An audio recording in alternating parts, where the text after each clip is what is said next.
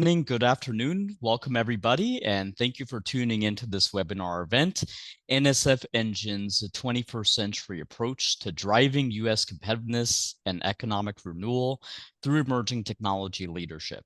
My name is Shailin Jyotishi, and I lead our Future of Work and Innovation Economy initiative here at New America, and we're really delighted to be hosting this conversation with you all.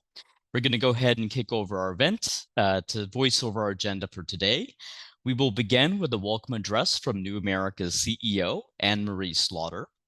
After that, we're very excited to have Representative Julia Letlow of Louisiana and Representative Bill Foster of Illinois providing some welcome addresses. And then we'll hear from Dr. Irwin Ganchandani, the Assistant Director of the National Science Foundation, leading its Technology, Innovation, and Partnerships Directorate. Then we'll have two interactive panel discussions, one bringing together the NSF Engine practitioners and leaders to wonderful CEOs of NSF Engines and their industry partners, and I'll be your host for that dialogue. And then we'll follow that up with a policy research panel where my colleague Morgan Polk will take the host reins, and I will join my colleagues as a discussant. Both sessions will feature audience Q&A. You'll be able to ask your questions using the online platform. And as a reminder, this webinar is on the record and recorded. It will be sent to registrants and posted on the New America events page as was described. Thank you for tuning in. And now we'll kick off the formal welcome from Anne-Marie Slaughter and our distinguished guests. Good afternoon. I'm Anne-Marie Slaughter, and I'm CEO of New America. I am so pleased to be able to welcome you to this conversation focused on a motivating theme of New America's Future of Work in an Innovation Economy initiative. The theme is how can we ensure that scientific progress and technological innovation fuel economic growth and improve the lives of all Americans. This is work at the intersection of science, workforce, and economic development policy. That question of how we can help all Americans through technological innovation is of paramount importance. The NSF's Regional Innovation Engine represents a genuinely innovative approach to helping the nation answer that question.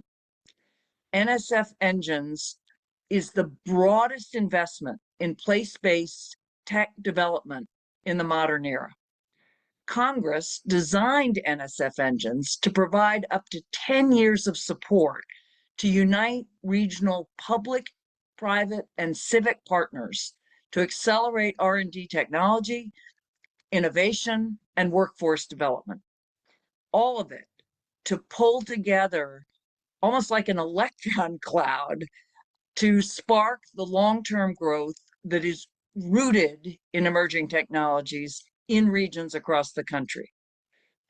That's the part of the NSF Engines that I find so exciting. This is a very deliberate effort by government to move beyond the Silicon Valley and Silicon Alley and the big cities where people think tech innovation happens, or the big regions. This is an effort to go across the country to create hubs that pull together tech talent, investment, and workforce training.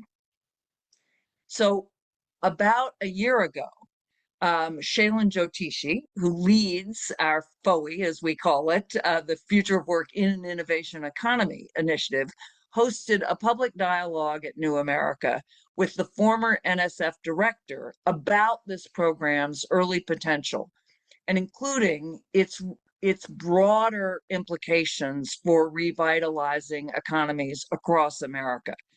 Since that time, 9 inaugural NSF engines from Louisiana to Illinois to North Carolina have been working hard to forge local partnerships to spur economic growth through technology innovation in a range of sectors that address regional grand challenges. So in different regions, there are different challenges, and thus you need to customize the NSF engine approach. Today, we're going to revisit the NSF Engine's mission in the context of our current national economic and security environment. We're going to hear directly from engine leaders and their industry partners about the approaches, partnerships, early investments, and the outcomes they've experienced in their communities.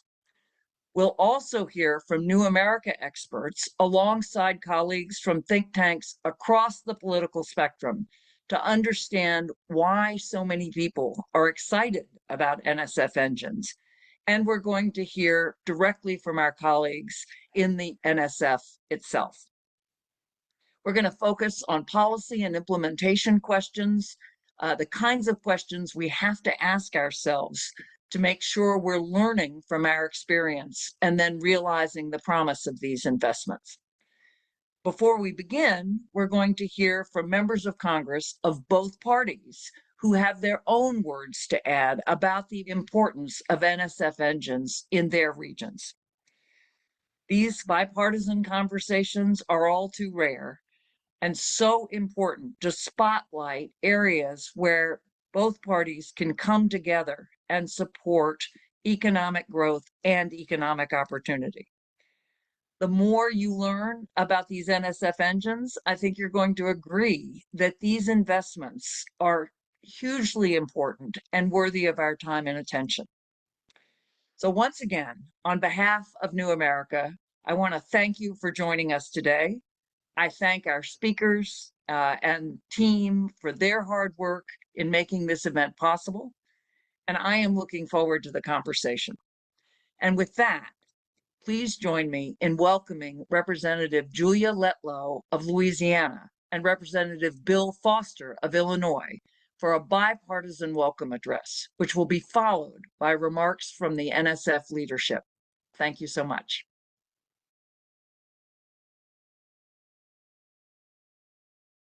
Hello, I'm Congresswoman Julia Letlow. Thank you for organizing this important conversation about our energy and manufacturing future. I'm happy to see the National Science Foundation's Engines program drive innovation in the energy sector. Louisiana has long been a leader in providing robust energy solutions. We're also a leader in chemical manufacturing.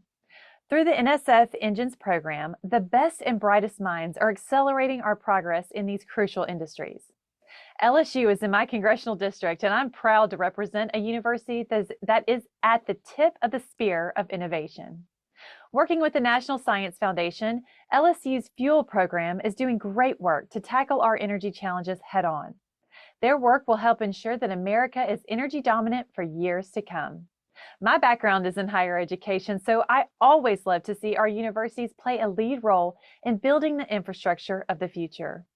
On that, LSU is the gold standard. I hope you have a great event, and please don't ever hesitate to reach out if I can be of assistance. Thank you for having me and for the important work you do every day.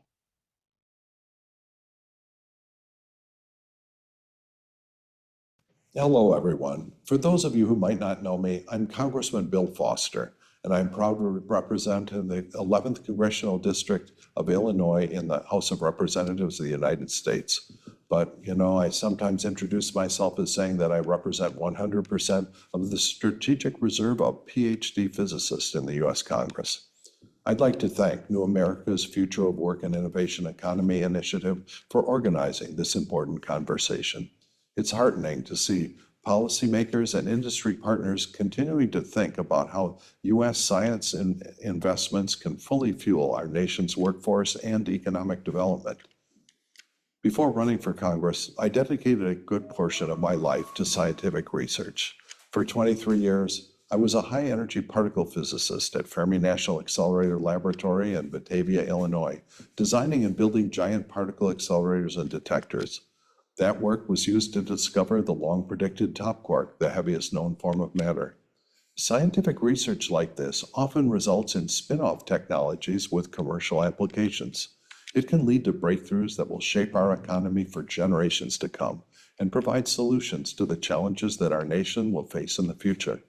And that's exactly what we had in mind when my colleagues and I, Democrats and Republicans alike, helped create the NSF Engines as part of the CHIPS and Science Act. Of course, I was especially proud to see the Illinois Place-Based Initiative innovation opportunities that came out of this legislation. Illinois is truly a special state for science and for research. Its national laboratories, world-class universities, and major corporations all combine to create a focal point that is perfect for this type of innovation.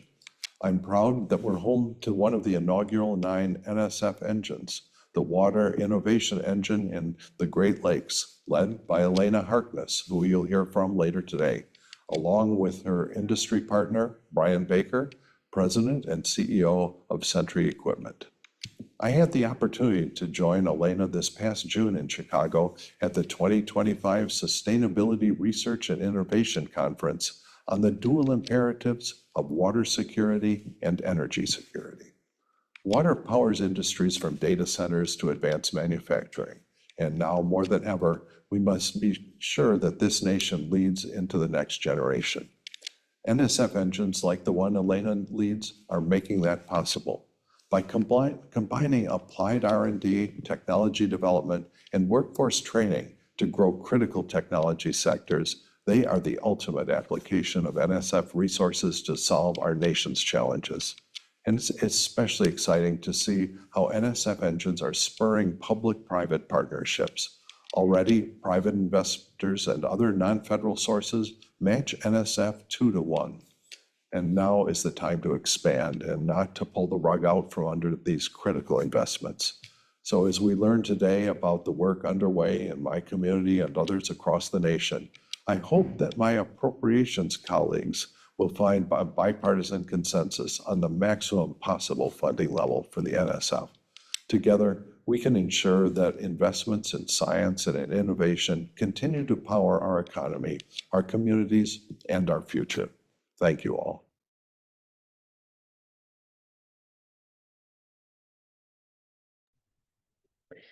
All right, hello everybody. My name is Erwin Ghanshandani, and I serve as the Assistant Director for Technology, Innovation, and Partnerships at the National Science Foundation. And it's my pleasure to join you today as part of this New America event. Before I go any further, let me just take a couple of moments to acknowledge the remarks that we just heard, as Shaylin said at the outset, from bipartisan members of Congress, members from both parties.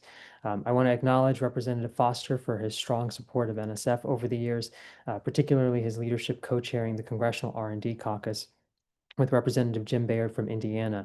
As a matter of fact, they sponsored a New America Hill briefing earlier this year in partnership with the American Association of Community Colleges, where they talked about the value of NSF in the context of the skilled technical workforce and how we can grow the skilled technical workforce in a range of emerging industries. As a matter of fact, one of the engines that we have funded there, upstate New York engine focused on new energy approaches, one of their community college partners, SUNY Corning, took part in that event and is working with New America through our accelerator, or through their accelerator for community colleges in the innovation economy.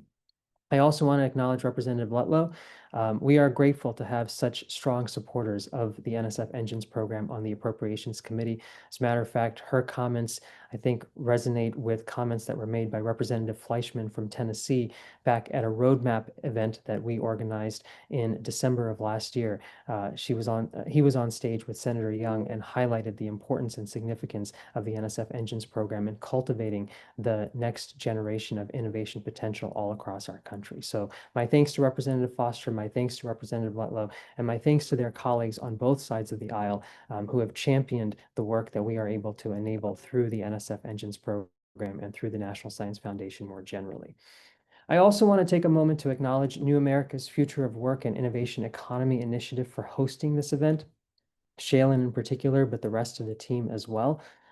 Their commitment, I think, to catalyzing opportunities for leaders across sectors, across disciplinary perspectives to come together to really talk about how we might be able to advance innovation potential all across our country is really something that we very much appreciate. Similarly, their commitment to both the research and the analysis of new approaches, new mechanisms, as well as trying to support technical assistance for NSF investments, including the NSF engines that we have funded.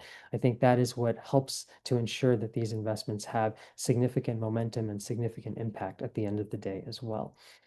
I want to take a moment just to sort of level set a little bit about the NSF Engines program.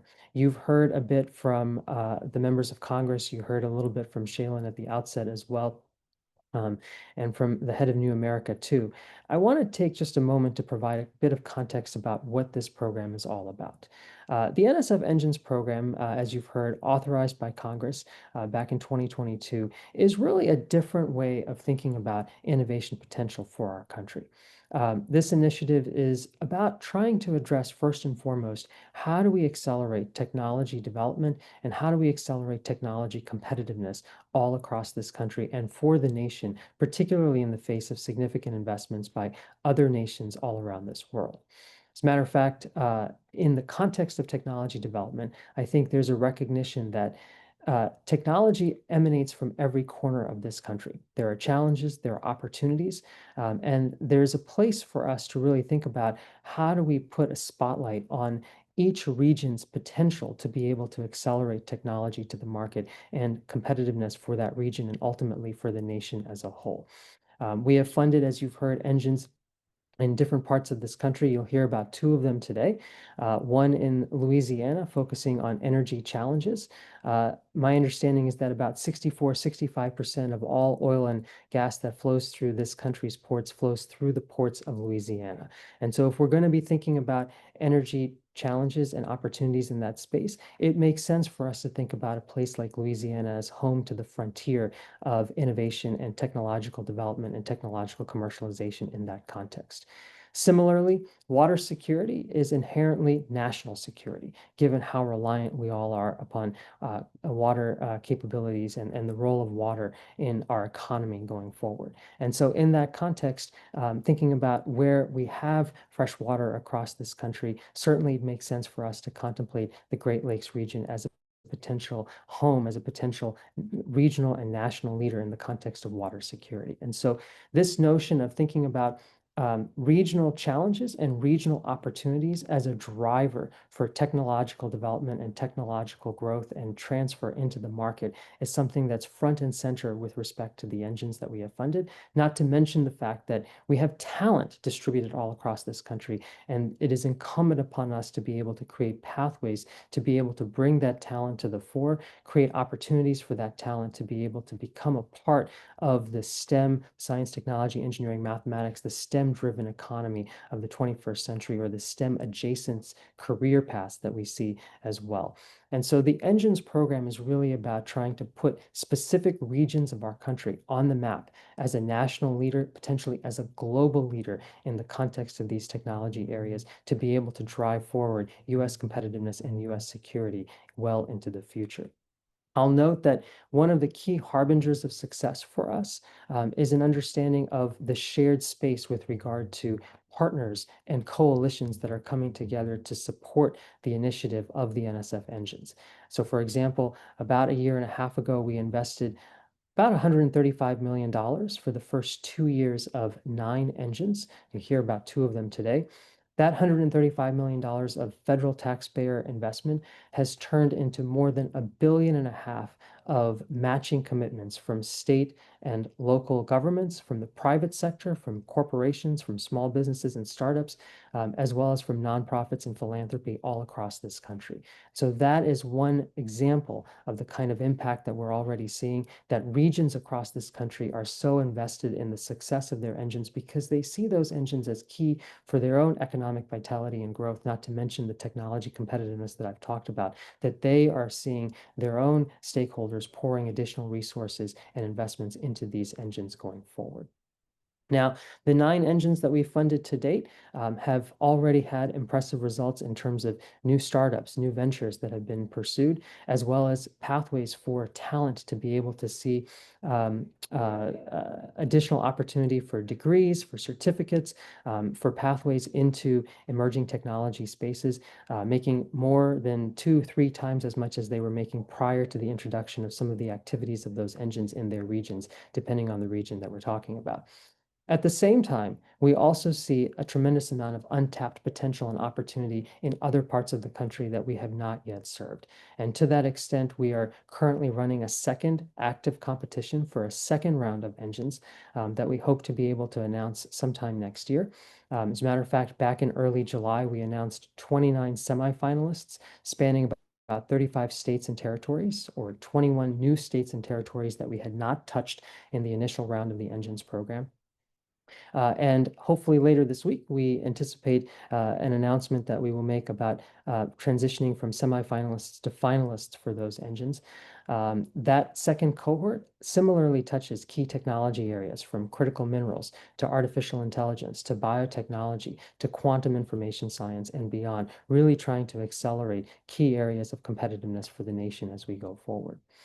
So the question that I think faces the NSF Engines program and American innovation more broadly isn't whether or not there will be a biotech cluster or a quantum cluster in the same way that Silicon Valley helped shape our modern understanding of information technology over the course of the last 3 or 4 decades. I think we all know that there will be these clusters around biotech, around quantum, and so on moving forward.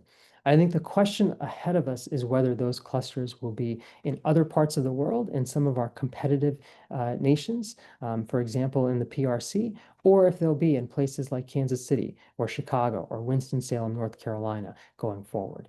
And I think this outcome is not predetermined. It takes focused, intentional achievement in order to be able to achieve our national goals and our national competitiveness for the long term going forward. And so today, I'm really excited that this particular set of panels is going to allow us to be able to focus both on the early wins as well as the lessons that we've learned and the opportunities that we see for continued refinement and enhancement of the NSF Engines program. We've said from day one that this is an experiment. It's an experiment in trying to be able to see if we can take a new and compelling approach to innovation and bringing innovation to every corner of this country and allowing ourselves to be able to put every corner of this country on the map as a national or global leader in a particular technology space.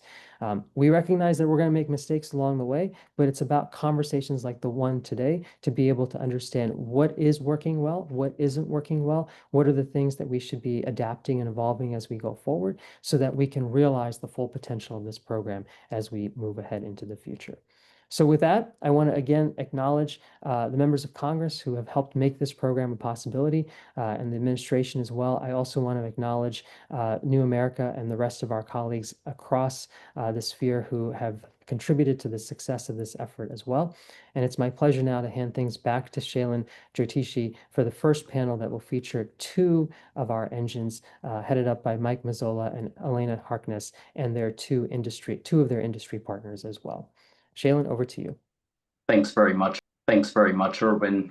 And thanks very much to Representative Letlow and Foster, as well as Anne-Marie for the welcome address.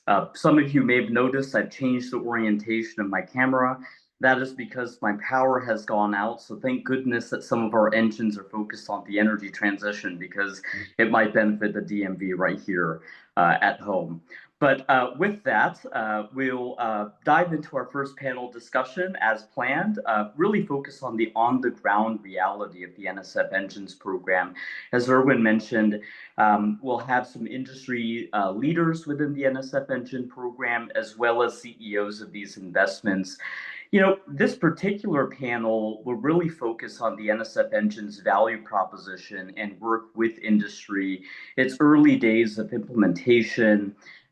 It's been striking for me to see the level of interest and buy-in from across different sectors that we operate in at New America. You know, per an NSF fact sheet from this March, the NSF Engines program has already secured $1 billion in matching contributions to the $135 million that the NSF had awarded to these teams that Erwin described. So nearly a 10-fold return on investment there. And of course, the industry has been a leading player around the NSF startup ecosystems, licensing new technologies, collaborating on workforce development initiatives, and even loaning executives to support the administration and the build out of the infrastructure of these programs. So I'm really excited to bring on stage our first panelists to dive into some of these developments with a little bit more granularity. So if my colleagues could turn on their videos as I call your names, really excited to welcome, hailing from the great state of Louisiana, we'll have the CEO of the Fuel NSF Engine, Mike Mazzola. And joining Mike is one of Fuel's key industry partners, Matt Sokol, who's the CEO of the Cornerstone Chemical Company. Mike and Matt, welcome and thanks for being here. Thank you, Shaylin. Thank you, Shaylin.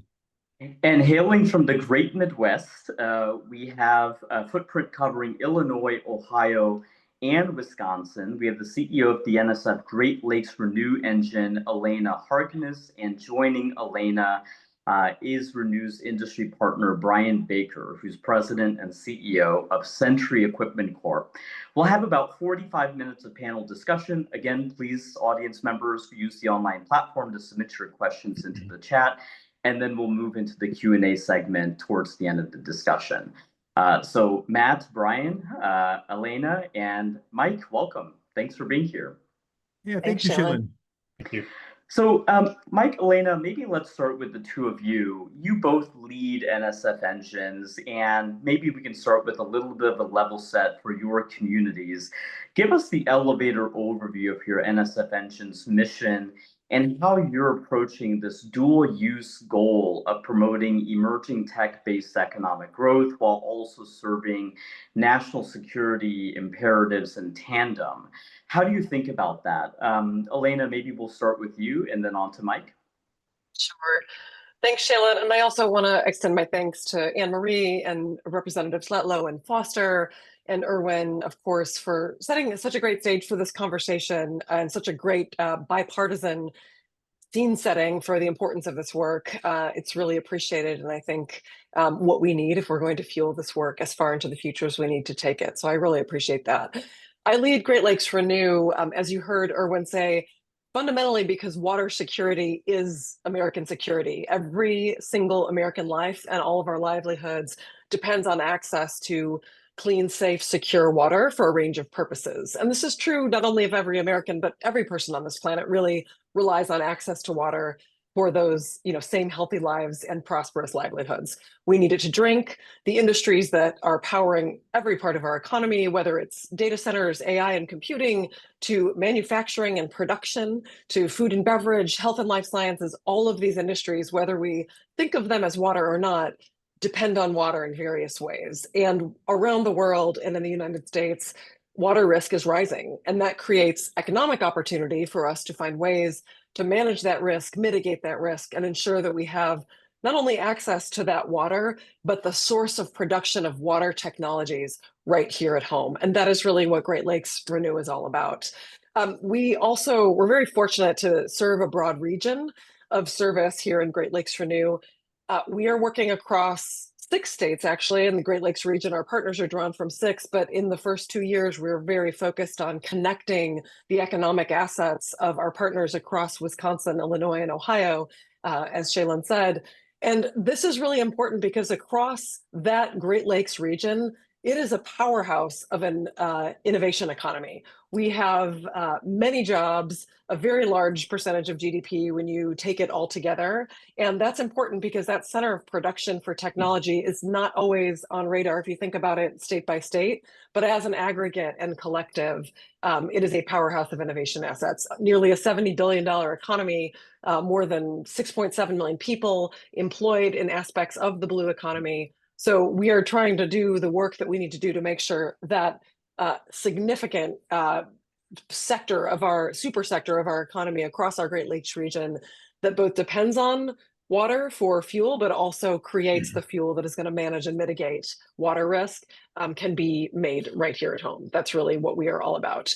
We have a problem statement in Great Lakes Renew that today the conventional water and wastewater technologies that we use are flushing really separating, recovering valuable resources and flushing harmful contaminants. It's really important for us to make sure that we move to a world where we are recovering those valuable resources and removing harmful contaminants from water. Both of those core challenges depend on a kind of technology that we call selective separation.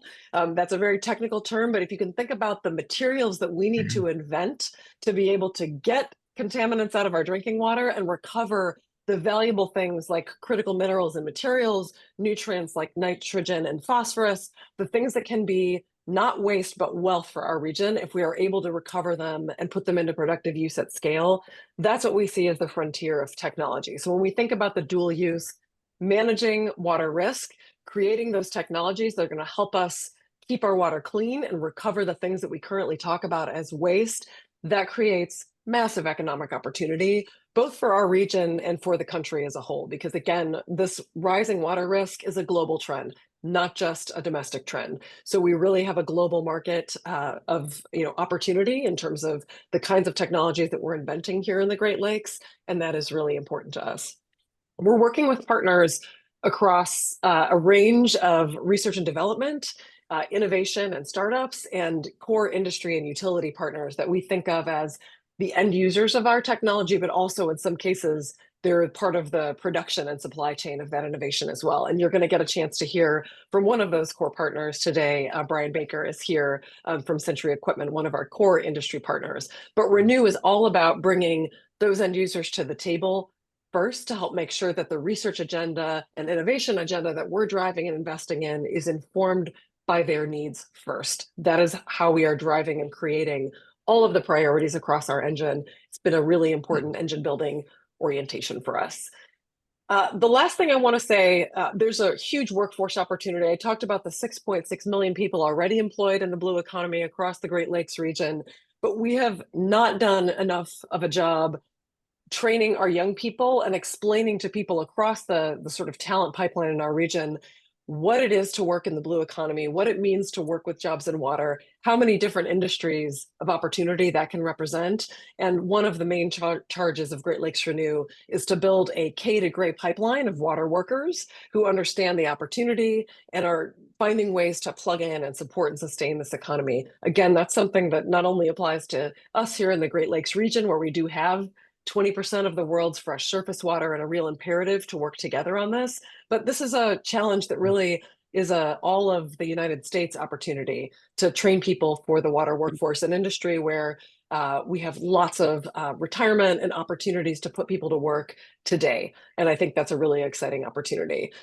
Americans recognize this. The Value of Water campaign has been polling Americans across the country for more than a decade now. And in the last year, 2025, like more than 92% in this poll said that water is a top priority and we have to keep investing in the solutions that are going to give us all access to that same water secure future we know we believe in and deserve.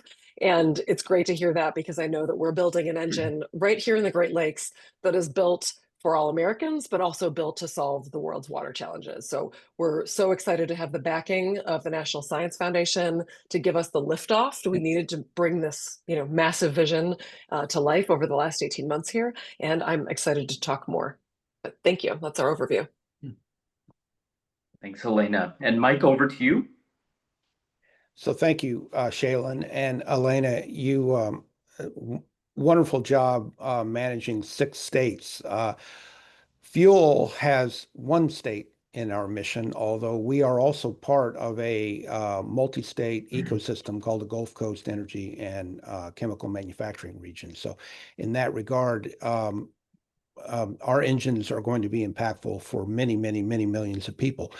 I really love the name Fuel because it starts with the most important word, future use of energy in Louisiana.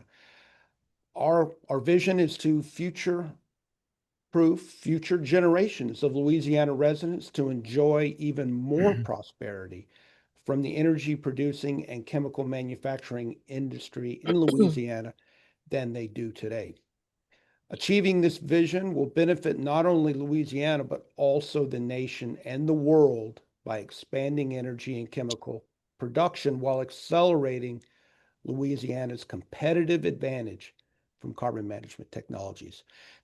Now, that sounds like something that an academic, and I'm so grateful for Congresswoman Letlow's support of LSU. She has, I heard her make remarks saying that she was grateful to finally, after some redistricting, to represent LSU.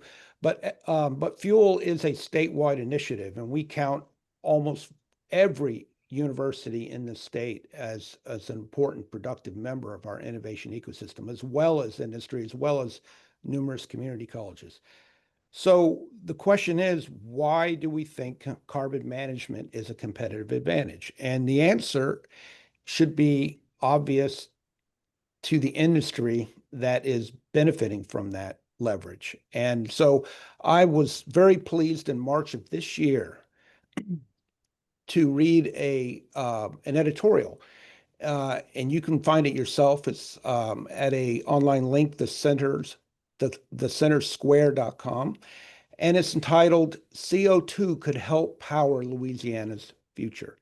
And it was co-authored by three leaders of three major oil and gas and manufacturing industry trade associations, one of which, Tommy Fashot, is an early member of the Fuel Partnership. And what are they seeing that caused them to write words like the economic impact could be massive? And the answer is companies globally are currently looking for ways to lower their carbon footprint. And they see Louisiana as an attractive destination, ensuring that the Gulf Coast region and Louisiana in particular, if we apply that drop of innovation, will remain a hub for advanced manufacturing, petrochemicals, and energy production. You see, unlike some of the industrial policy challenges we have in the country, the energy and chemical manufacturing industry has not left our shores. We are still a strong manufacturer. And so I count my blessings that I have a new partner to the fuel ecosystem, Matt Sokol from Cornerstone Chemical, which runs an amazing facility at the full scale of this massive industry. So Elena and I both operate at, with water and energy, two of the largest industry scales that exist in the current economy of the world. So you have to think at that scale. And so when we think about innovations, it's really cool to think about some really neat startups who have some innovative technology. We have 10 already in our portfolio, but they have to get to the scale of what Matt is leading in Waggaman, Louisiana, which is on the river, serving the world right now through incredible facilities. In fact, in this op-ed, they go on to say we're already seeing momentum in this direction. Major players like ExxonMobil, Shell, Air Products, CF Industries, all partners in fuel, have announced CCUS, meaning carbon capture, utilization, and storage projects in Louisiana, investing in infrastructure that will capture millions of metric tons of CO2 each year. Now, what Fuel's vision is that rather than just store it, it can, and Tommy's and these three trade associations agree that it should in fact be the next valuable resource. Just as Elena said, waste to wealth, CO2 is a valuable commodity that should not be lightly emitted when we can use it in our chemical industry. And so I was super excited to learn, as we were theoretically thinking about how valuable, and then reading an editorial opinion from industry itself saying, hey, this stuff can be used, and if certain policy things I'll mention a little later are adopted, we can protect our low carbon industry from and increase its competitiveness and drive even more market to the shores of the nation. I was amazed to discover that there was already a $400 million investment going on at the Cornerstone Energy Park in Waggaman that demonstrated not just the possibility, but the reality. And so as we get into this a little bit more, of course, I'll let Matt speak to that incredibly innovative project, and why there is a carbon sink already occurring in Louisiana right now that is going to realize many of these economic opportunities. Brilliant, Mike.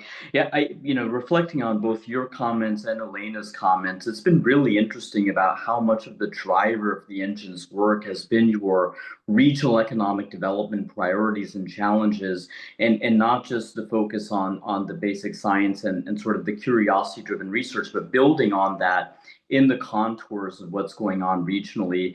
And on that note, Brian, Matt, let's bring you into the conversation. You all are partners in the NSF Engines program. You put the partners in partnership in the context of our discussion today.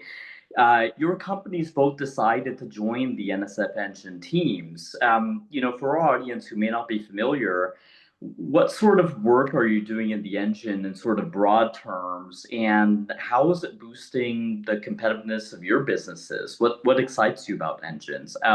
Maybe Brian, will begin with you, and then Matt. Sure. Thank you, Shaylin. And I'm Brian Baker. I'm president and CEO of Century Equipment Corp. And we're located in Oconomowoc, Wisconsin. And we're a small to medium-sized manufacturer and service provider. And we are on the front lines of a lot of the things that people take for granted. Our industries are power generation, oil refining and petrochemical processing, and of course, water and wastewater. And most of our products and services help our customers run their processes by using chemical analysis. And we also rebuild equipment in wastewater plants, be it municipal or industrial. And we're a 200-person company. And one of the things that we also that's really interesting about our company is that we're employee-owned. So when we're successful for all our employees, not some wealthy owner and not some corporate conglomerate. And we're in small town Wisconsin. We're in Oconomowoc, about 35 miles west of Milwaukee. We're a 16,000 person city. And we do great work for the world. We're on the front line. So in water and wastewater in particular, because that's one of the reasons why we joined the Great Lakes Renew engine of the work that we do in the wastewater world is we are helping our customers solve their day-to-day problems. And we have a lot of things, a lot of development work, but it's really focused on specific customer problems, specific applications. One of the things we don't have access to is all the basic research, all the academia, all the things that are going on that we just aren't connected to that will help us do our jobs better. So we have this, great connection to people that are doing basic research, and we can, and the research engines bridge the gap. Basic research, we apply it, and this gap, and the research engines bridge that gap. Another thing that helps is that we have access to academic research that we wouldn't have access to otherwise. We have a great relationship with Marquette University, University of Wisconsin-Milwaukee. They're our hometown universities. But one of the things that the engines have given us access to are people at Northwestern University, Purdue University, University of Michigan, people that we just don't have connections to. Another thing that it gives us is access to startups. As I mentioned, we're a mature industry. We're working on the front lines. We don't have very much access to people that have this brilliant idea that they're trying to bring to market. And the innovation engines help us bridge that gap as well. And the other thing that helps us is, workforce development. We are very much focused on developing manufacturing workforce, and Elena talked about having the Great Lakes workforce, and they're inextricably, among each other. And so, we are very much focused on developing manufacturing jobs and making our students and the people that are going to fill the manufacturing jobs, make them understand that manufacturing jobs are a great career to have, and they're, a great way to make a living. Brilliant. Fantastic. Matt, over to you. Thank you, Shaylin. And just let me add my thanks to Mike and the Fuel Organization and to New America for hosting. It's a pleasure to be here with everybody today. A lot of what Brian said resonates for Cornerstone as well in terms of how we are interacting with fuel in the engines program. So a little bit about Cornerstone. Cornerstone is, as Mike said, we are a global chemical company that's located in Waggaman, Louisiana, just outside of New Orleans. We operate chemical assets ourselves, producing chemicals that are used in construction, automotive, and industry, both domestically and abroad. We also operate the Cornerstone Energy Park, which is an 800-acre site located right on the banks of the Mississippi River, with world-class access to freight by ship. We have access to 5 Class 1 railroads out of the other side of our site, and we consider ourselves world-class in terms of providing services to not only our own chemical assets, but also we host a variety of chemical uses on our site. We found each other really as Fuel started to think about expanding the reach of their engines program from small scale research type outlets to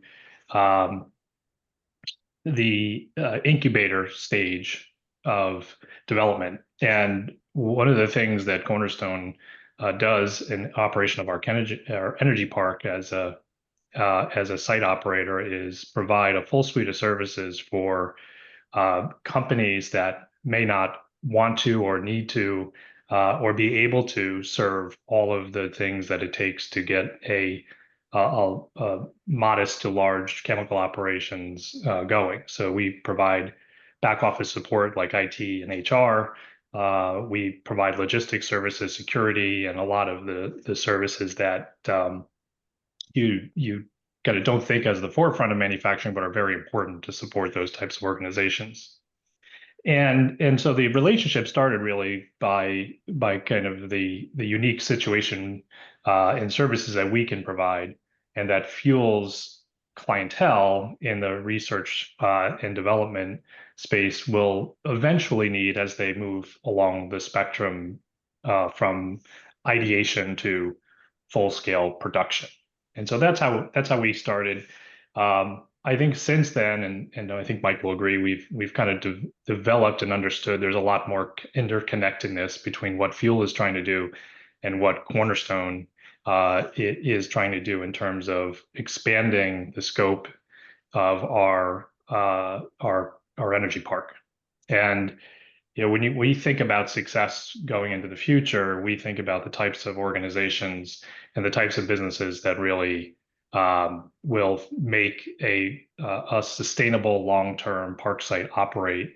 And in doing that, we've identified things that make us really attractive. So what are those things? So we're unique both in the logistic capabilities that I talked about, but we also have a variety of uses on our site today and access to energy in a way that makes a lot of people looking to construct chemical facilities in the Gulf region really take note.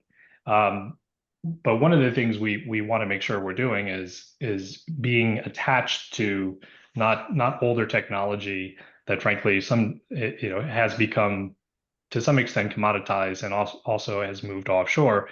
We really want to make sure we're hooked into the next generation of cutting edge chemical production and energy production. And in that, we think having a partner like Fuel really makes us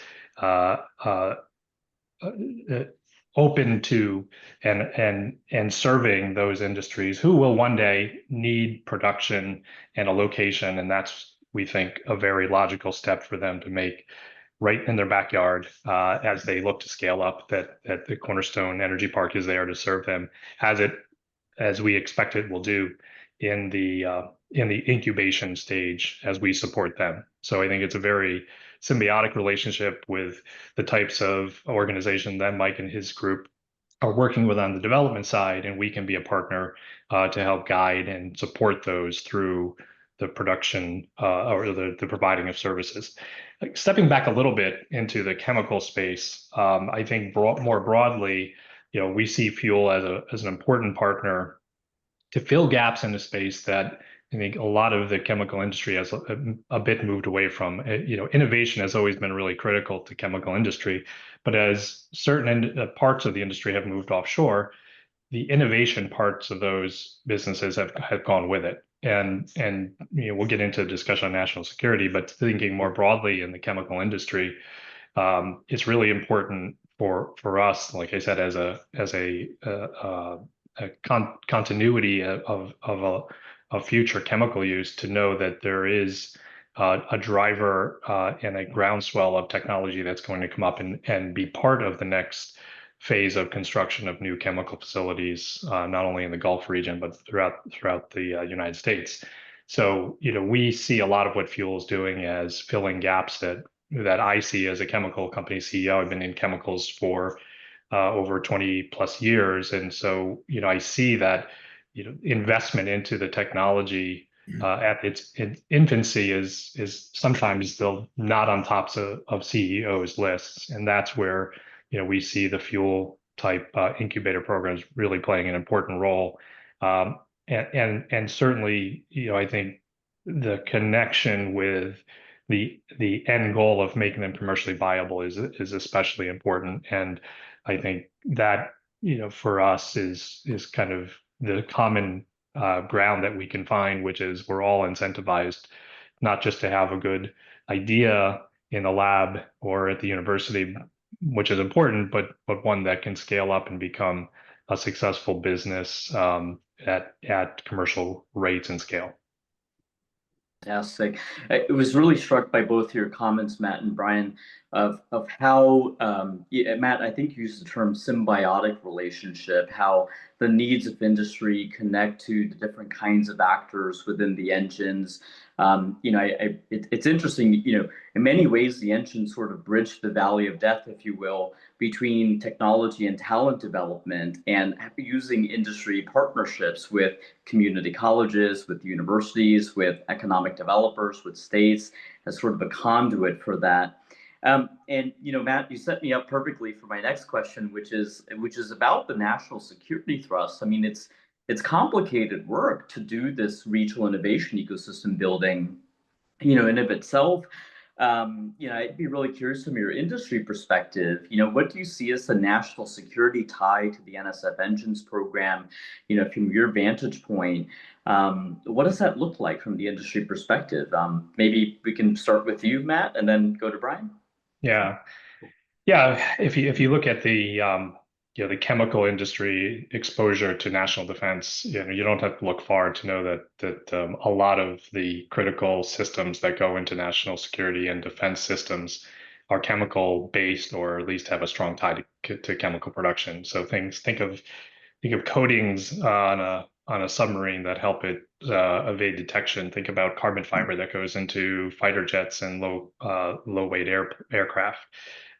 Think of the circuitry and software and technology hardware that goes into just about everything we make. All of that is done through chemistry. And like a lot of industries, to the extent those move offshore and we lose that, not just capability on the end of pipe production, but also the pipeline of knowledge that it takes to come up with the next generation, it's critically important that we fill that beginning of pipe with know-how and support to make sure that in 10, 15, 20 years from now, we have a robust pipeline. Chemicals doesn't always get the top billing in terms of its attractiveness, but those types of manufacturing, and I'm sure Brian has the same kind of issues. Those manufacturing technologies really are important to ensure that we do have the capability of producing the next generation of products. And to the extent we don't have those, we certainly know that there are countries outside of the U.S. who are investing heavily in the production of chemical products, and they're the natural source for some of those technologies. And we have to make sure that I think we have our own pipeline. To me, it's part of the kind of continuous string of protection that we put in place to ensure that we've got the right systems, and I see it just about every day. Super. Brian, over to you. Yeah, one thing Elena already mentioned it, but you can't get more basic that water security is national security. As far as I'm concerned, every single person on the planet needs access to clean water. And if you don't have security of that water, you're not going to have a great nation. So to me, that's really basic. But the other industry that we also operate in is power generation. And I'm not sure everybody realizes, but power generation uses a lot of water to generate electricity, and they need a lot of clean water.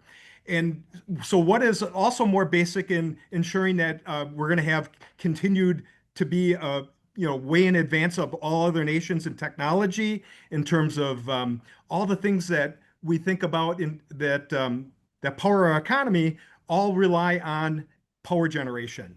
And so that is is another thing that's as basic to national security as you can come up with. And then one other thing I'll add about security is economic security. You know, we're in small town America. We employ 200 people that are great, great income jobs that are very rewarding work. And having people have a really productive middle America, having people have a real productive small manufacturing, medium-sized manufacturing, that's really good for our economy, and that helps our national security as well.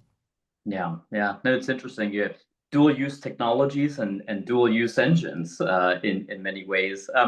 Well, Elena, Mike, let me bring you into the conversation. And actually, I'd like to bring in some of our audience members too. We have some questions coming in here. And I think this first one is a perfect tee up to go back to the two of you, and then would love to have Brian and Matt chime in there as well. So the question is, there's currently a competition at NSF Engines for a second spot, or for a spot in the second cohort, as Erwin mentioned in his remarks. What lessons learned or advice do you have about meaningfully forming partnerships with industry in these NSF engines? Maybe we'll start with Elena, and then Mike, and then Brian and Matt. Sure.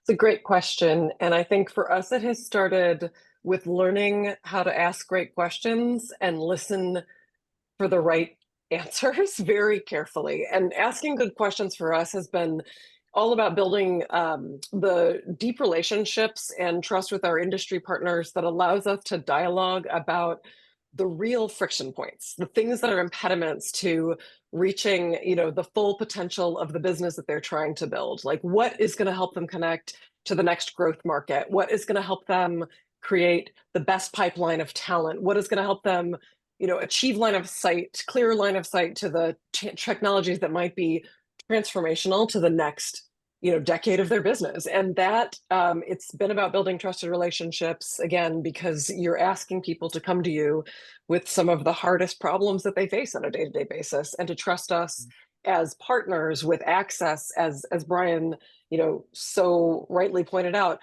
to a problem solving engine that is all across a broad region, and like to be the catalysts and the connectors to make those ideas flow faster. But that's where I would start, building those trusted relationships, asking about the hardest problems, and designing to answer them. Mike, over to you. I kind of expected that question, especially since I was a leader of one of those proposals that's now made it to the semifinalist. And I would say to my colleagues and to anyone else who wishes to be in their position to be mindful of the core goal of the engines, which is translation to commercial use. And so I'm just grateful for Matt's support, which started with his key staff and rose to the CEO level after, continued conversations, which Elena hit perfectly, listening to the partners. And we have many other partners too. And one of the things that we're seeking in our relationship with our partners is shared responsibility for achieving the results. We call that capital stacking here at Fuel, which is if we bring resources that we were already going to put into things together, then we can double or triple the results.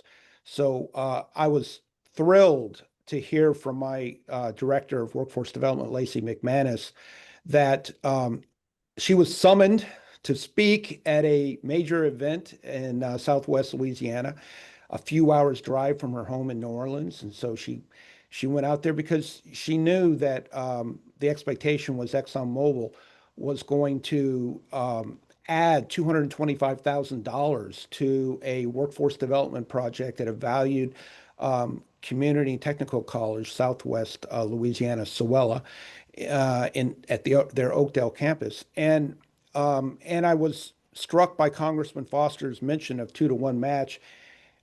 He's right, but they had already put in $100,000. So Elena and I and the other 7 engine CEOs are striving to go from 2-to-1 to 3-to-1 every project. And so this is an example where that partnership with ExxonMobil is going to do four four times as much when you consider theirs and fuel's contribution to ensuring what Irwin had said, is that there will be people who will be able to share in the STEM economy. And what Brian said, here in Louisiana, energy security is equivalent to employment security. And so that's the examples like that of that partnership is what we're seeking and what we are seeing. That's great. Shaylin, I'd add one thing there, and just for everyone who's building these partnerships in pursuit of the sort of long-term engine framework to be able to, build these catalytic engines. The ideas that Mike just expressed, we think of this as like the shared value framework for every single one of our partners, whether they're industry consortium members like Brian and Century, or they're, community college partners, or they are national labs.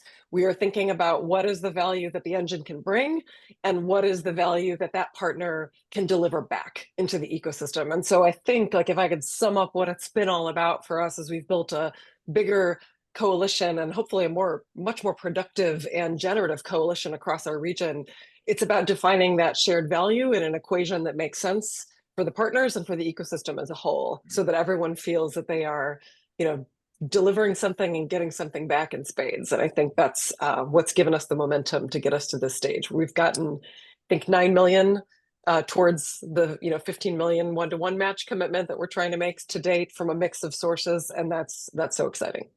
And Shaylin, I just to put the exclamation point on that announcement, if anyone's interested in learning more, tomorrow, Lacey, myself, and Michael Butler, Public and Government Affairs Manager at ExxonMobil, will be talking more about that project on Technically Builders Live podcast. That'll be in the morning. Excellent. Very exciting. Super. That's so exciting, Mike. Well, Brian, Matt, anything else that you'd add from your perspective on the other side of the aisle, receiving the partnership outreach from the engines? Any lessons learned, advice that you'd share with folks, either in cohort 1 or cohort 2 of engines, or in innovation ecosystems, even outside of these programs? Yeah, over to you. Let me just make a general statement that, I feel like innovation happens when people share ideas. Somebody gets an idea, you develop it a little bit, and lots of times you can't take it and apply it because you just don't have all the knowledge that you need. So sharing your ideas with other people helps you gain clarity and helps you take the idea to the place where you can actually apply it, and it'll be useful for making our lives better. Yeah, super. Matt, anything you'd add? I just would underscore the ask the right questions and understand what the mandates are and see where they line up. I know, when, as I said before, when we started talking about what was important at Cornerstone, what we were trying to do as we have abundant carbon, both in waste streams and emissions and also just pipeline availability at our site. And we started to understand what they were about, and where we have issues in some of our potential commercial partners with what they're trying to do.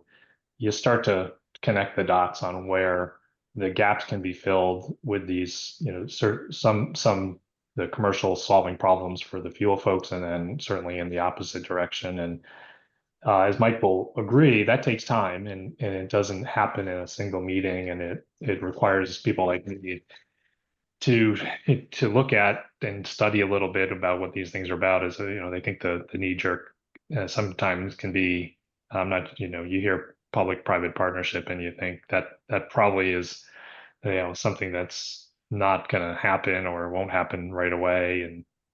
But I think if you can connect in a real way to show the commercial focus that really the the NSF engine program has, for someone who sits in my chair, that recognition right away that you have a very big common purpose there can be an important part of developing those partnerships and connections early on.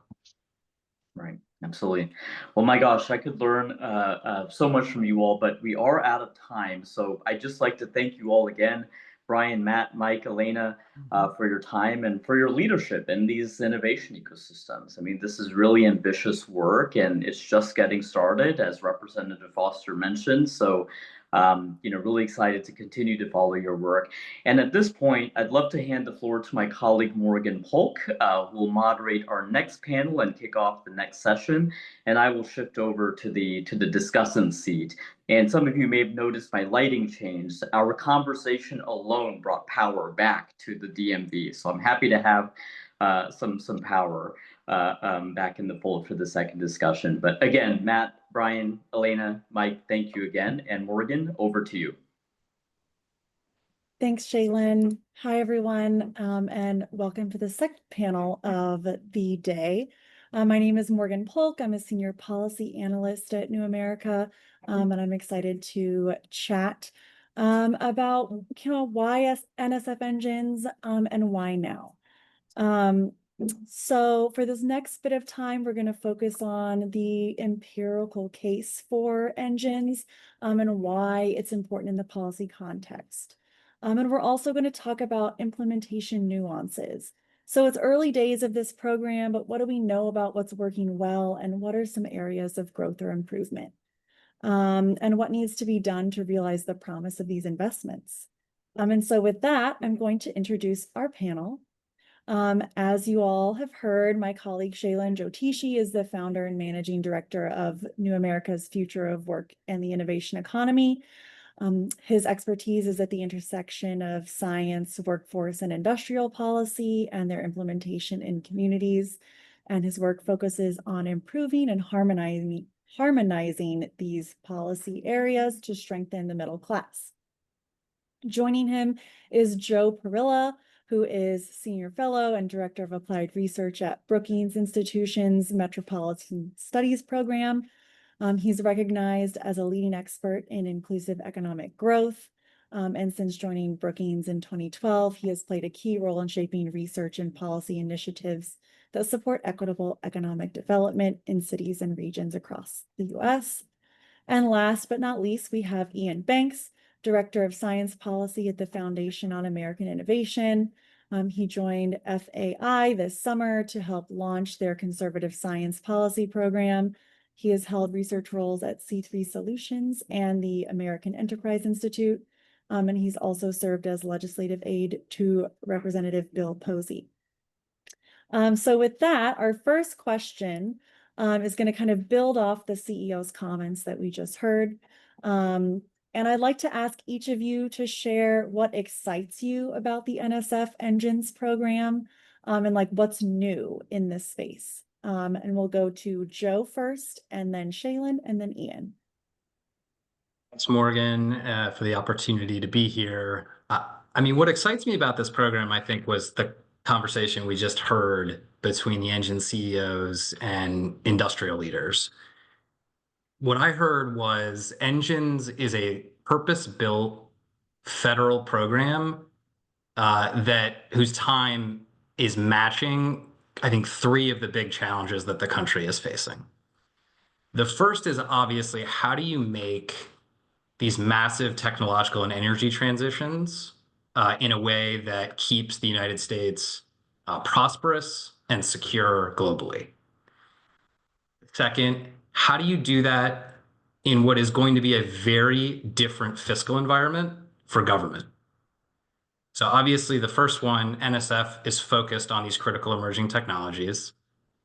Second, it is utilizing public money to leverage at what we heard was a 10-to-1 ratio in private commercial capital, co-investment from universities and civil society and philanthropy. And then the third big challenge is how do you deliver economic opportunity through technological advancement in a country where, according to recent polling, a record low number of Americans, 31%, believe that if they work hard, they will get ahead. Essentially, do you believe in the American dream? And so I think what we've heard in that prior discussion is a set of communities and public-private partnerships that are purpose-built to address all three forces. And thus, I think it makes me very optimistic based on their positioning. And the incentives of the program sort of created people like Mike, like Elena, who are these entrepreneurial civic leaders who wake up every day thinking about how to bring together the assets across their regions to address those big dynamic forces. And unless you incentivize somebody of that caliber talent who can kind of code switch between industry and science and technology and community, you don't get the sort of ecosystem effects that the program is looking for. And so the design of the program to create CEOs, to empower institutions to operate in this new way, I think is really commendable and part of my optimism. I think Joe made some really great comments there. You know, in 2018, Paul Romer won the Nobel Prize in Economics with William Nordhaus for research that underpinned the endogenous growth model for economic growth. And what that model showed is that its policies and institutions and influences, or incentives rather, that all focus on education and R&D, intellectual property, and openness to catalyze long-term economic growth. And what I see in NSF Engines is an intentional program to operationalize that model. It's designed to bind together the right ingredients needed in the recipe for growing the innovation economy. With a long game orientation, the 10-year fixture is an important differentiator for NSF Engines, at which point the ecosystem should be self-sufficient and catalyzed. You know, as Margaret O'Mara has shown in her book, The Code, I mean, Silicon Valley itself was built through public investments over many, many, many decades. You know, the same sort of confluences are seen within Engines. You know, it's also a program that I think can really galvanize, you know, what Joe and his colleagues have worked on for years, you know, agglomeration effects in communities, you know, harnessing the unique pool of talent and technology development and also the basic science mission in communities for this public problem solving. You know, these are differentiators. This is what makes the Engine programs really unique. So when you have universities and community colleges and industry and national labs and labor and economic developers and states all coming together to do this messy, complicated work of kickstarting the endogenous growth cycle, that's really exciting. And that's what, you know, I've seen in our own research, as you know, Morgan, on NSF Engines, but I also think it's what we just heard from our panelists, as Joe had alluded to. The other thing that I'm really excited about is actually it's also led to a capacity building within the NSF itself. The Technology Innovation and Partnerships Directorate that oversees this program, the one that Erwin Ganchandani leads, you know, was created under the same authorizing legislation as Engines. And that directorate has also helped the NSF build its own capacity for applied R&D, technology translation, and workforce development with emerging technology ecosystem building as a nexus for that. And I think that's going to have ramifications for other programs at NSF, like, for example, the Advanced Technological Education Program that supports the skilled technical workforce, longtime NSF program for community colleges. So that's been exciting to see at the NSF level, in addition to what we're seeing in communities. Thanks, Shaylin. Thanks, Joe. I think each of the points I was going to make has already been touched on, at least in some way. And I think it's indicative of just the energy and the enthusiasm that surrounds engines. It's a very exciting and it's a very exciting project, and it's new in a lot of the ways that we've already noted that this is organized around key technology areas, key technology focus points that are essential to the national security, and that these technologies, we know the technologies that will determine the course of it's not just of competition in a variety of ways, and we are choosing to invest in these key areas and choosing to do so in a way that aligns with the economic literature, as just pointing out, but the endogenous growth theory that ideas don't growth just doesn't come from nowhere. It comes from ideas, comes from people with ideas, and people in communities have more and better ideas. And trying to catalyze that is the goal of the Engines program. And trying to organize that around these key technology areas is just makes common sense and makes the federal dollar go much, much further. And that's, I think, one of the things that is, Joe mentioned the kind of fiscal constraints. Yeah, this is a season. There's concerns about the budget. There are concerns about the national debt, and we need to think about how can we do more with fewer federal dollars. And the Engines program is a great and tremendously efficient way of allocating federal funding. And I think there are I think we'll probably get to it later, but I think there are ways we want to make sure that we are being maximally efficient with our federal dollars. But I think it's clear kind of already the crowding in effects of industry partners, of investments, and I mean even the announcements I think that are going to be coming soon about additional investment and additional awards are just tremendously exciting. And then that these are yes, kind of, yeah, the national security, I think components have been touched on some, but so I'll bracket that. But I think Shaylin's point about state capacity and the state capacity at NSF is a point I really want to hammer home. That this, I think, just to be candid, I think I'm in print being critical of the Chips and Science legislation some years ago, out of concerns that the kind of tip directorate could lead to mission drift at NSF, and because a relatively common concern. I'm really grateful that my concerns have dissipated. That tip has been, I think, the tip of the spear in many ways on some of the most exciting work happening at NSF. And the tip is thinking about not just how can they do new innovations, do new partnerships, but how can they innovate within the federal ecosystem? How can they use novel funding mechanisms? How can they use the authorizations that have been given to them to maximize their impact across the United States? And I think that's just tremendously exciting. And I really want to affirm Erwin's work that TIP is thinking outside of the box and is doing the sort of institutional innovation and reform that we want to see across the federal government. And I think that's just, yeah, this is a great story of what properly enabled state capacity can look like. Thank you all for what's kind of exciting you about this. We got quite a bit of good content in there, and a lot of shared enthusiasm too. So we're seeing that the program is new and there's a 10-year total time horizon.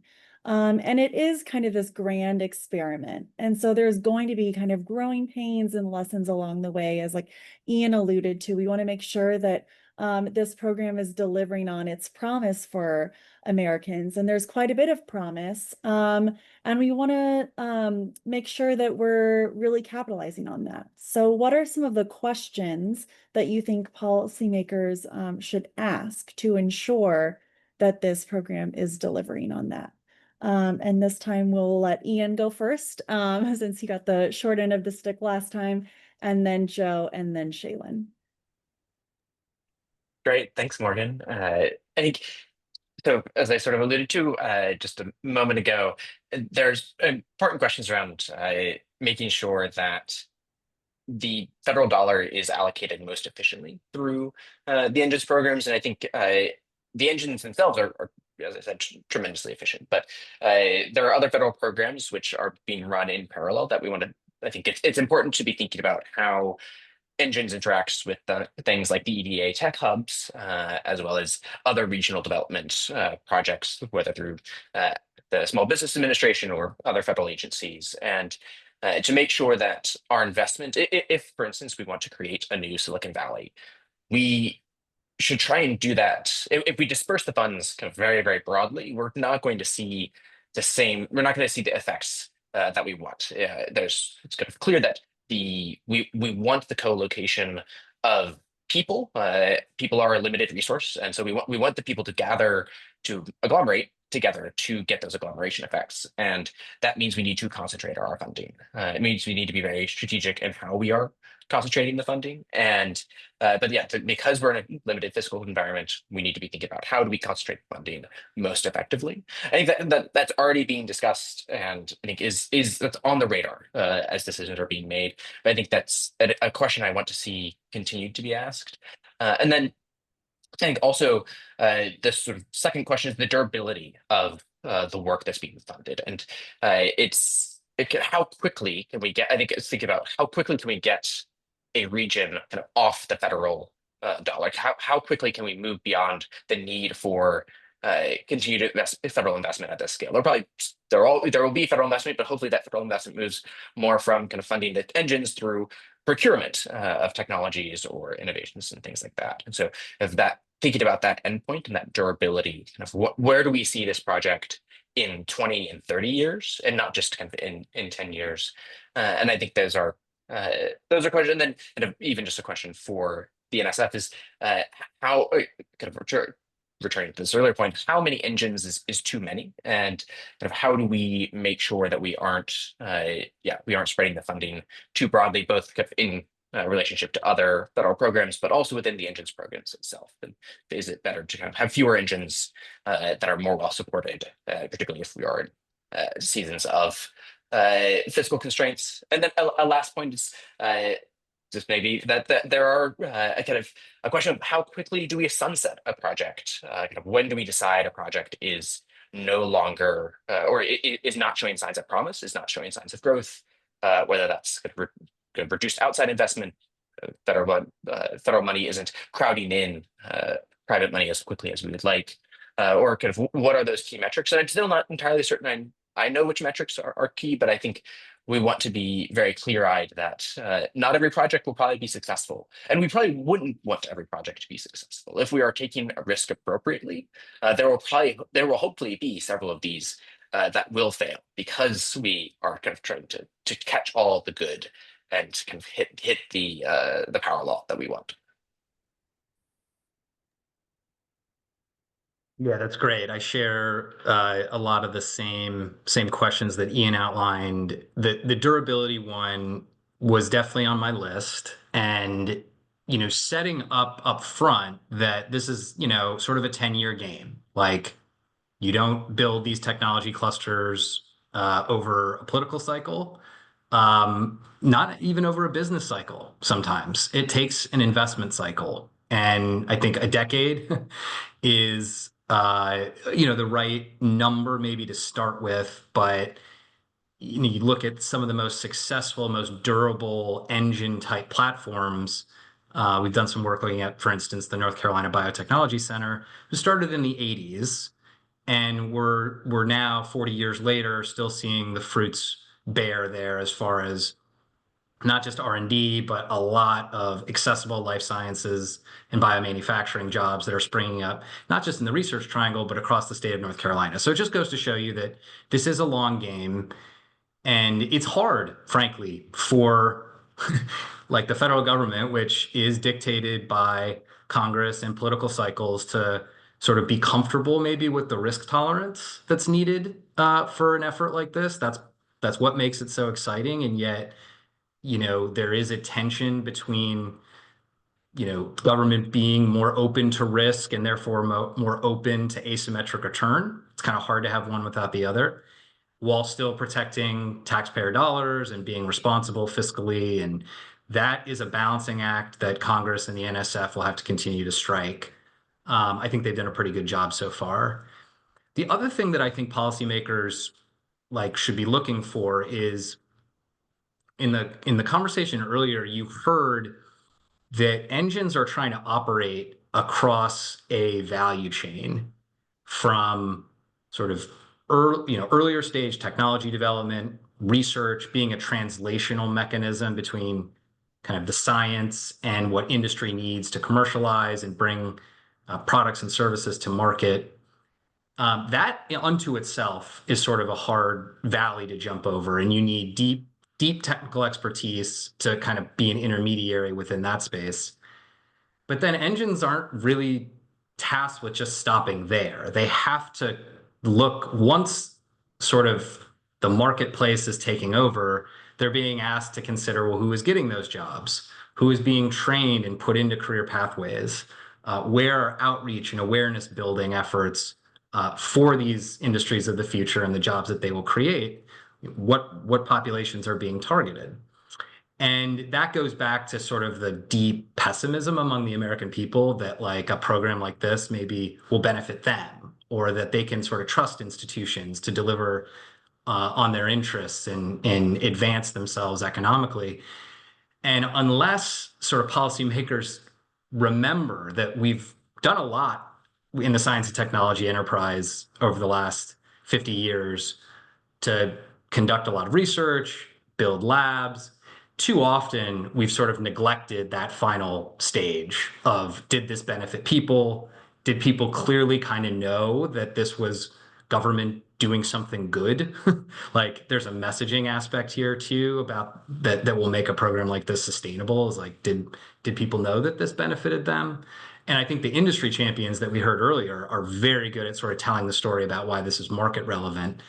The goal would be a panel in, the next panel to have workers that were saying, hey, this is how we benefited from this. And I think it just opens up a set of stakeholders that are going to be really important for political reasons, but also just to ensure that this results in prosperity. And then I just want to invert the question for my final point here. What should engines be asking of policymakers? Because that's actually maybe the bigger risk, is that will they get the sort of sustained amount of resources that allow them to carry through this very complex mission? That requires the time horizon that's been outlined, but it also requires them having the resources to build the staff and the coalitions that are required to do very complicated work. So we shouldn't underestimate that. They need to be resourced to get the kind of outcomes that we want to see here.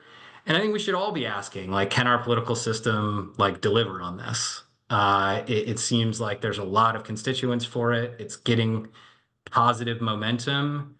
And yet there's a debate about, how much funding engine should get, how much funding NSF should get. And so we should remember that they're sort of the people that are delivering on this mission need to be resourced over a sustained period of time for us to even have a shot at accomplishing it. I think my colleagues raised some really critical questions I've been asking myself. I think what comes to mind for me is this capacity building contribution of the Engines program, the capacity building of institutions in communities, that is universities, that is industry, community colleges, but then also of the federal agencies itself, the NSF and its interoperability with other agencies that are also committed to place-based innovation ecosystems in their own right, SBA, Department of Commerce's Economic Development Administration, and others. This capacity building that I described earlier, I will say we've observed growing pains, and that is a good thing. It is a good thing that it has been somewhat challenging for the NSF to build its muscle around tech-based economic development and science-based economic development. And it is a good thing that communities have experienced some challenge, because it signals to us in Washington and the policy community that these programs are actually doing something that's hard. Because if it was easy, we wouldn't be experiencing those kinds of growing pains. And I'd really love to see more concerted effort of lawmakers at the federal level, but also the state level, learning from these implementation experiences that are playing out in these early days. We have cohort 2 that is currently we'll have finalists very soon, and then we'll have the announcement of the second cohort of NSF engines, perhaps next year, early next year in Q1. And I'd love for that second cohort to be equipped with all of the lessons learned that we only touched the tip of the iceberg today for their own work. So, I'll draw on an example from our own bailiwick. Irwin mentioned that we had launched the Accelerator for Community Colleges and the Innovation Economy. This was a philanthropy-funded partnership where we're providing technical assistance to all of the community college partners within the NSF engines for the purpose of building their institutional capacity around emerging technology, workforce training, and partnerships in tech-based economic development. And I'll voice over some of the capacity building challenges that we've experienced at the community college level. Partnerships with K through 12, for example, to build out career and technical education programming in emerging industries. It's very difficult to have CTE embedded in dual enrollment, or to create youth apprenticeship programs or pre-apprenticeship programs and career academies with these nascent labor market needs that the engines are focusing at the core. There's a need to upskill K through 12 educators and community college staff and to build the partnership structures. The same could be said about scaling, hands-on experiential learning opportunities in these communities, work-based learning, as we call it, things like apprenticeships and pre-apprenticeships and co-ops and internships in these nascent emerging sectors. Community colleges need to navigate hype cycles. They need to navigate new partnership structures. They need to work with a confluence of labor market information sources that is different than working with an established industry that you've been providing the workforce for decades. All of these are capacity building challenges that really need more attention from lawmakers at the federal and state level, and investment into that nature of capacity building. With the NSF Engines program alone cannot support. You can't support applied R&D, technology development, and workforce development, and all the enabling conditions necessary for all those things to work through one program. You really need sort of a confluence of programs at the federal and state level. So I would be really interested in just having lawmakers ask questions about how do we learn from the de-risking nature of NSF engines on the different institutional actors within their communities, and how do we solve for those capacity building gaps that we're seeing played out, regardless of which partner is at play. I think it's going to be really useful, and it's going to increase the ROI of this program within the engines bailiwick, but also its regional development at that point, and that's what's exciting. Yeah. Thanks so much for that. I've got one more question, but I'm going to go ahead and ask the audience if you have any questions for our panelists. We will have a little bit of time for you to ask those, so you can put those in the chat and they will make their way to our panelists. So my next question is kind of about that national security aspect that has been mentioned a few times so far. So I know each of your core work areas is in an area other than national security, but we've heard that there's quite a bit of connection between the NSF Engines program's domestic goals and our country's national security goals. So I would love to know how you're thinking about the dual use of this program, given the challenges we face today. And the order for this one will be Shaylin, and then Ian, and then Joe. Thanks, Morgan. Well, as Anne-Marie shared at the outset of our program today, we did have Director Panchanathan, the former head of the National Science Foundation at New America, to talk about engines. And he had described NSF as the Department of Offense by virtue of the seed corn that it invests in the innovations that power national security.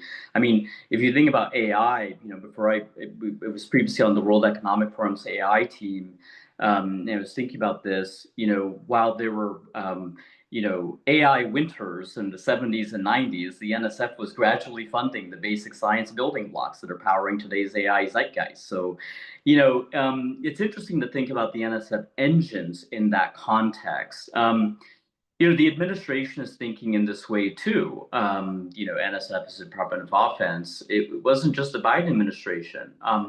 Earlier this year, President Trump's executive order 14.251 classified NSF as a national security agency. So clearly there's this recognition of the agency's role, but I don't think we've gotten to the level of nuance in how programs like NSF Engines adequately connect to all of the national security imperatives that are present across technology clusters as well as regions. Let me give you an example. The National Security Commission on Emerging Biotechnology that Senator Young chaired published a report raising the alarm of the United States ceding ground in the bioeconomy to China. And one of our 9 NSF engines, the regenerative medicine engine in North Carolina, is focused on the bioeconomy. Senator Young's report even cited some of the programs at Forsyth Tech Community College, which is the engine's 2-year partner, one of the 2-year partners. I think we need to be asking ourselves in terms of menu of questions of how does NSF Engines connect, that is, that regenerative medicine engine I gave my illustration, right? How does it connect to the broader biosecurity and bioeconomy imperatives that other parts of government, other communities of scholarship and policy research, and other practitioners are thinking about in their own right? I don't think we've quite connected the dots with a level of sophistication that we need, and that's going to be a useful thing to think about in terms of lessons learned.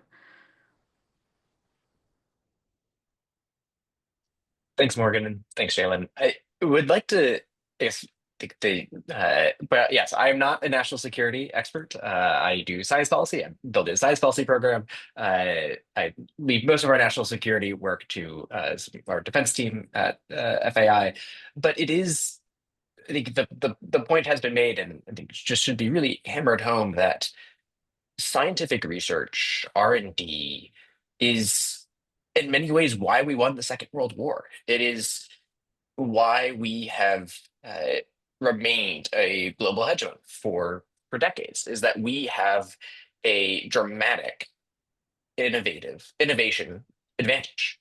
And the NSF Engines is a way to double down on what we have, that we have so much prosperity through innovation in the US, that we have the resources to invest to generate new innovation. We don't just have to sort of wait for things to appear out of thin air.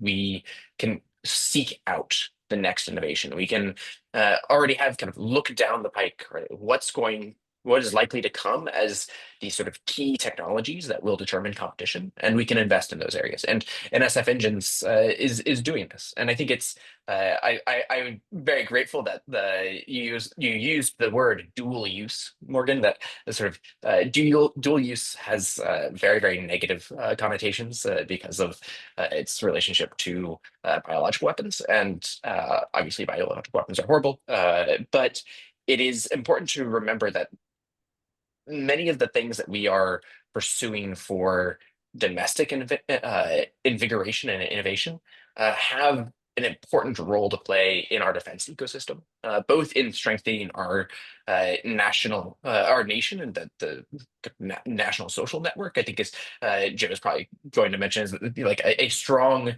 a strong polis is a strong defense, but also the being technologies, both whether it's in energy or in clean water, strengthen our national defense. And so that new the new dual use framework, I think it is very important, and it's really key to think of industry as a part of that dual use. That industry is dual use. Kind of going back again to the Second World War, one of the things that enabled us to quickly meet the threat of the Axis powers was being able to retool industry from producing Fords to Sherman tanks, and that is something. It's an open question whether we still have that industrial capacity, and most parties are saying if we do have it, it's at peril, or we don't have it at all. We need to rebuild it.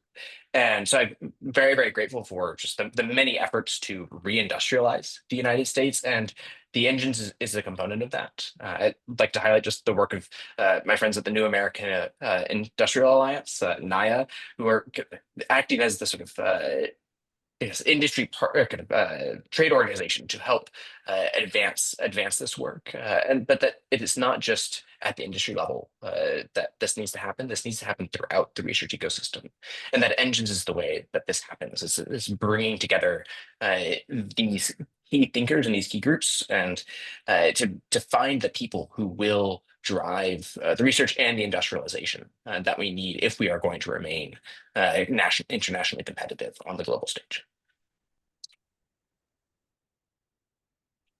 Really good stuff. I just will add two things. So first, I think it's clear that for too long we've sort of treated, economic policy and national defense or national security as two separate universes. I think engines should be commended in its framing and its execution as kind of opposite sides of the same coin, right? By investing in our sources of technological and economic strength, we will project a stronger defense globally. By often building out our defense, we can achieve greater domestic economic prosperity because we want that stuff to be designed, built, and exported from the United States, and for those efforts to create good jobs in a diversity of communities. And if you look at the historical record, we've done this before. So the economists Andrew Guerin and Jonathan Rothbaum have shown that World War II era factory openings not only catalyzed a persistent expansion of high-wage manufacturing work in those regions, it supported permanent long-term increases in regional employment and long-term upward mobility, with the largest effects on children of parents with lower earnings. So there's something here about building out in response to a national security threat that led to upward economic mobility at home. Granted, very different era than the one we're in now, but I think it's a really, really critical finding. More recently, two additional economists looked at sort of the effect of space race R&D funding on local economies and found that the places that were built up in the 50s, 60s, particularly in the Sun Belt, had lasting economic benefits. You think about so many of the current hubs of commerce in the American South, and it was catalyzed, as Shaylin talked about with Silicon Valley. They have an origin story in sustained public investment in science and technology. So we've run this playbook before as a country, and I think I'm hoping that these things can be mutually reinforcing. As we did then, the hope is to build centers of technological leadership in places like the Midwest and the South and the interior West. If we do that, we can both expand economic opportunity at home and strengthen our global competitiveness abroad. And that's the dual use: domestic renewal and national security. They don't necessarily have to be trade-offs. They can be two sides of the same coin. And Engines it's not the only program in the federal government that internalizes that, but it's one of the clearest expressions of it. And so I think, and it's just the fact remains that to form a political constituency that supports sort of domestic science and technological innovation, you will build a bigger tent if you can frame it within national security terms, for better or worse. I mean, that's just sort of the political economy we're operating under. So where that's not why I have to come to these issues as a researcher, I fully recognize that people that want to advance science and technology have come around to bringing that caucus that is interested in these topics because of national security reasons into the tent. And so I think it's just going to be a part of both the framing and the execution of programs like this going forward. Thanks. That was really insightful. You mentioned, Joe, programs like this going forward, and that actually connects with a quick question from the audience, which is that, like think tanks are coming up with recommendations all the time, and Hill staff is writing bills all the time. And what about NSF engines? Would you want to see replicated or, carried over into other policies and programs that are designed? And this can be for anyone who has an idea. Well, I'm happy to kick us off. I take workforce development as one of the pillars of the Engines program, and as I mentioned, I think a lot can be learned about capacity building that happens in the skilled technical workforce bailiwick. So that is, how do we prepare for the jobs that require more than a high school diploma, but not necessarily the university bachelor's degree?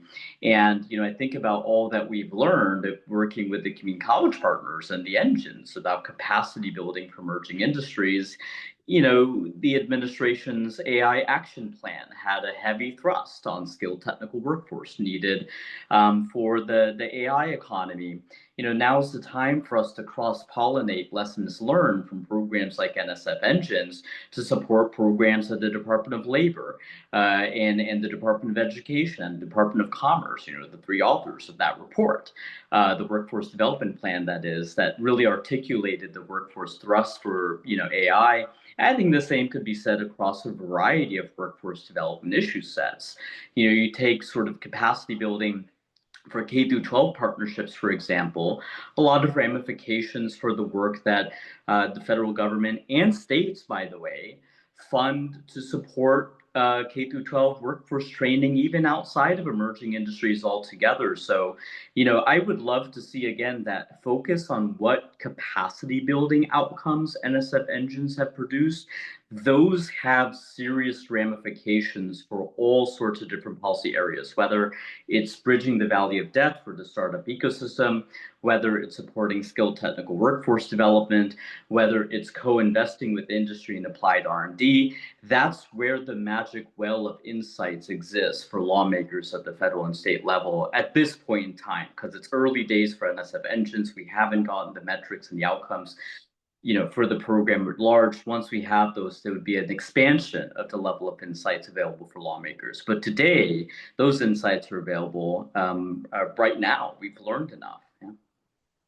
I don't know if my colleagues have anything to add to that.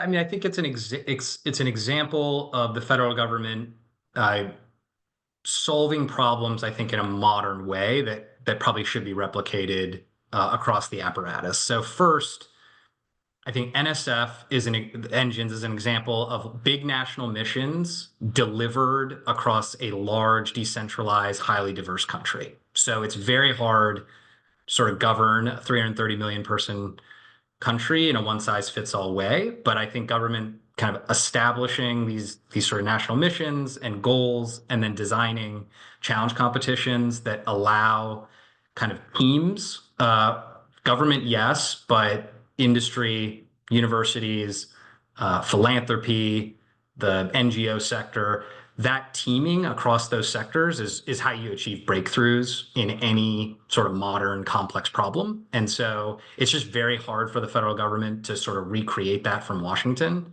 But they found a way through these multi-phase challenge competitions to create windows of opportunity for those networks to come together in ways that sometimes they know they need to, but they just don't have the aligned incentives. And sometimes they discover things that they didn't know they needed, but that the structures that engines are creating are sort of opening up for them. And so I think that that's compelling. And then if you can do that, you marshal the collective capacity and resources of the entire country beyond government. So this goes back to sort of constrained fiscal space. How do you spend the same amount of resources or less resources better to get the outcomes that you want?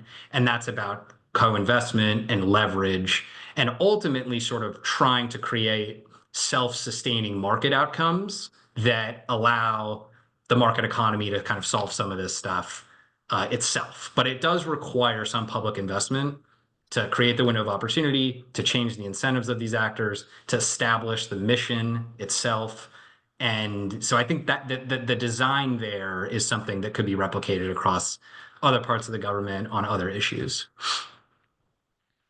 I would just plus one to what Joe was just saying there, that this is like particularly important that this is coming out of NSF, and that the NSF known for funding basic science, funding university basic science particularly, and that this is kind of where we have this kind of outdated model that like university we fund the university science, and then at some point we'll see, oh wait, maybe that's useful, then turn into applied research and say like, oh, there's uses here, and then they'll develop it into a technology, and there's a sort of like expectation of this emergent order, and that's not really what we see actually. There is an ecosystem, and you don't just do one basic experiment to get one applied experiment to get one technology, but like you have to have all of these pieces interacting with one another, and that doesn't just rely on the university. And so I think it's really valuable to see NSF bringing all of these groups together, including universities, but other research kind of types of research and types of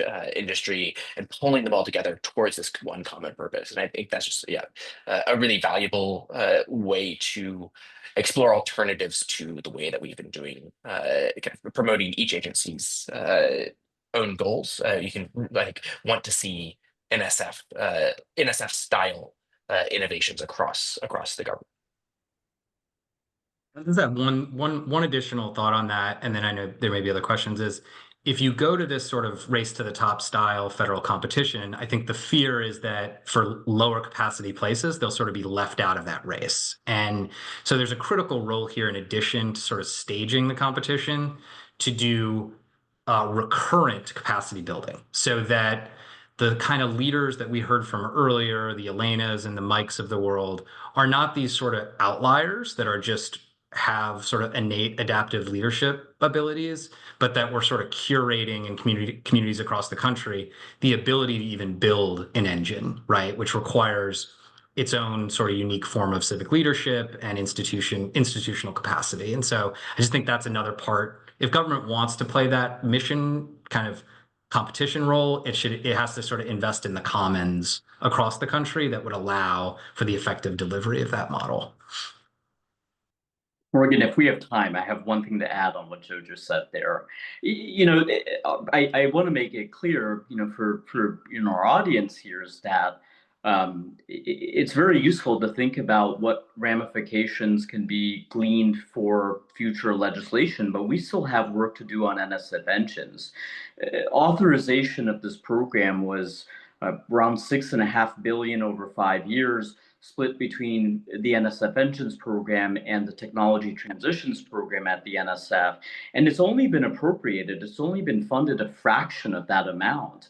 And we really need lawmakers, as Ian mentioned, even in a time of constraint where there might be an interest in shrinking the size and the budget of different agencies, we still need to make sure that we pass laws such that I think somebody said it earlier today, we don't pull the rug out from under these communities prematurely, such that there are no lessons to be learned because we pulled the plug too early in order to learn them with any level of rigor. So, I just want to make it clear, it's really important that I think we invest in the NSF Engines program as Congress initially envisioned, and get those appropriations a little bit closer to the authorization level. I think the same could be said about the NSF as well, in terms of the budget parameters. Ian's comments about being able to maybe effectuate change across the agencies and across institutions, that is something the NSF Engines program and the TIP Directorate more broadly can help bring about, but only with the requisite funding that's necessary to support its realizing the promise of its mission. Yeah. I just add that, we want to reward this, like if we want to use federal money appropriators to signal that we want institutional innovation, and TIP is giving us institutional innovation. And also that, there's a recent CBO report that showed that I think $10 billion investment in R&D was deficit negative, like just by a little bit over 10 years, and massively deficit negative over 30 years. And so there's just like very good fiscal reasons for investing in R&D. And I'm sure there's at some point where that would stop. But we are nowhere near that, and so yeah, further investment in R&D is very important. Well, that seems like a great bow on the end of this panel. And so I'm just gonna go ahead and give a big thank you to all our panelists this afternoon for sharing your time and expertise with us. Thank you also to the communications team at New America for their support on all of the logistics of this event. And to our guests who tuned in and learned alongside us. As a reminder, we will be posting a recording from today to the New America YouTube channel, and we will make sure registrants get a link to that. And we invite you to continue to follow our work on this subject by joining our newsletter at newamerica.org/future of work newsletter. And that's a wrap on this afternoon's event. Thanks all.